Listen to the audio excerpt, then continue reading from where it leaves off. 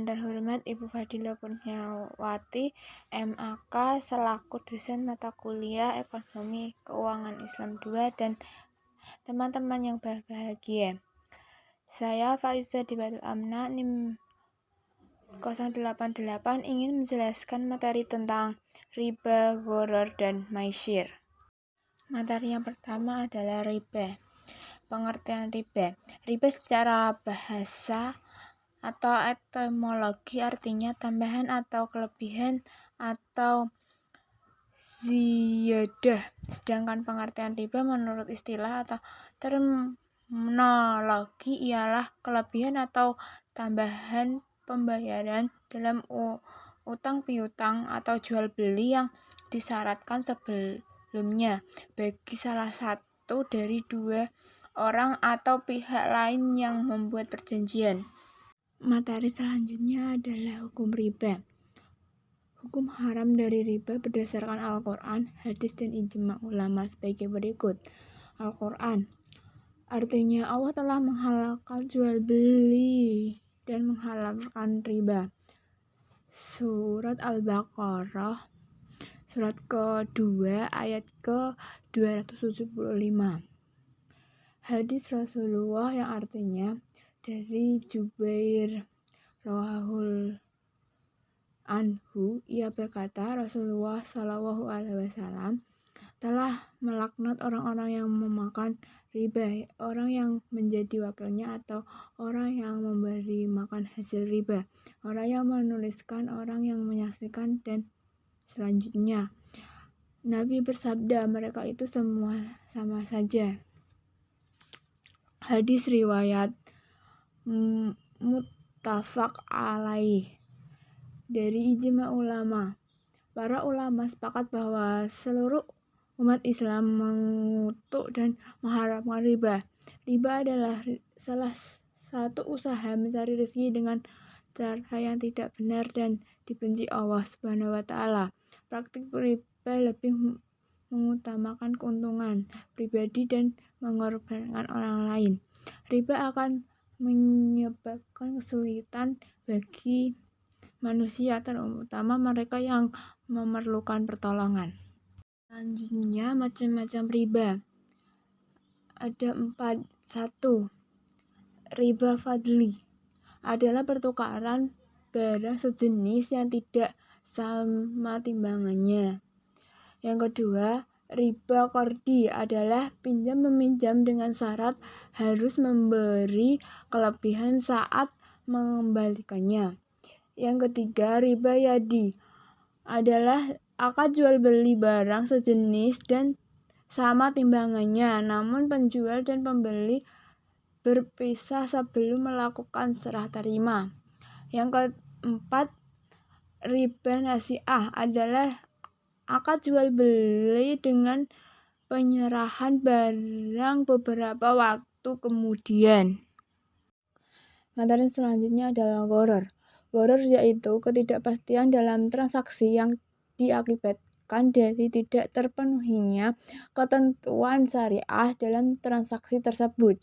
Dampak dari transaksi yang mengandung gharar adalah adanya perzaliman atas salah satu pihak yang bertransaksi, sehingga hal ini dilarang dalam Islam. Hukum gharar. Dalam syariat Islam, jual beli gharar itu terlarang dengan dasar sabda Rasulullah SAW dalam hadis Abu Hurairah berbunyi, Rasulullah SAW menjual beli al-hasah dan jual beli gharar. Dalam transaksi jual beli gharar ini dapat unsur kebatilan dalam memakan harta orang lain, padahal Allah melarang hal demikian. Surat An-Nisa ayat ke-29. Macam-macam gharar. 1. Gharar dalam akad.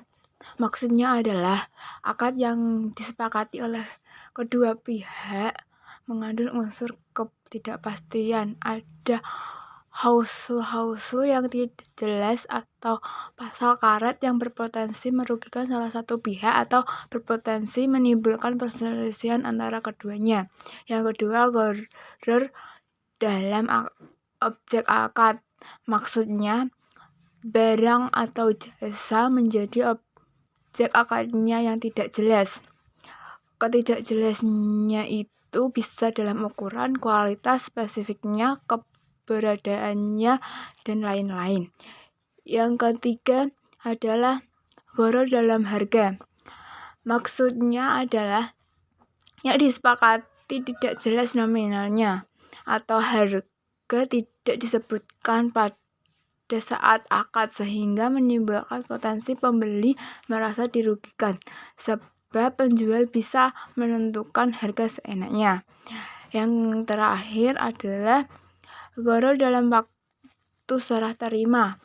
Gharar juga berpotensi terjadi dalam waktu serah terima, baik serah terima harga atau barang dan jasa. Jual beli yang dilakukan secara tidak tunai harus ada kejelasan dan kepastian terkait dengan waktu penyelesaiannya. Hal ini dapat dipahami dari firman Allah surat Al-Baqarah ayat 282 yang artinya, hai orang-orang yang beriman, apabila kamu bermuamalah tidak secara tunai untuk waktu yang ditentukan, hendaklah kamu menuliskannya. Surat Al-Baqarah ayat ke-82. Yang selanjutnya adalah maisir. Maisir adalah jenis transaksi permainan yang di dalamnya terdapat persyaratan berupa pengambilan sejumlah materi dari pihak yang kalah oleh pemenangnya. Mudahnya, istilah ini dapat dipahami judi atau taruhan. Selain diharamkan, tindakan ini juga termasuk dalam kategori dosa-dosa besar. Materi selanjutnya hukum maisir. Wahai orang-orang yang beriman, sesungguhnya minuman keras, berjudi, atau berkurban untuk berhala dan mengundi nasib dengan anak panah adalah perbuatan keji dan termasuk perbuatan setan. Maka jauhilah perbuatan-perbuatan itu agar kamu beruntung. Surat Al-Baqarah ayat ke-90. Dari As-Sunnah terdapat sabda Rasulullah SAW, barang siapa yang menyatakan kepada saudaranya, mari aku bertaruhlah padamu, maka hendaklah dia bersedekah. Hadis riwayat Bukhari dan Muslim. Unsur-unsur maisir. Melansir buku fikih jinayat oleh ahli genep berutuh, suatu kegiatan bisa disebut sebagai judi apabila memenuhi syarat berikut.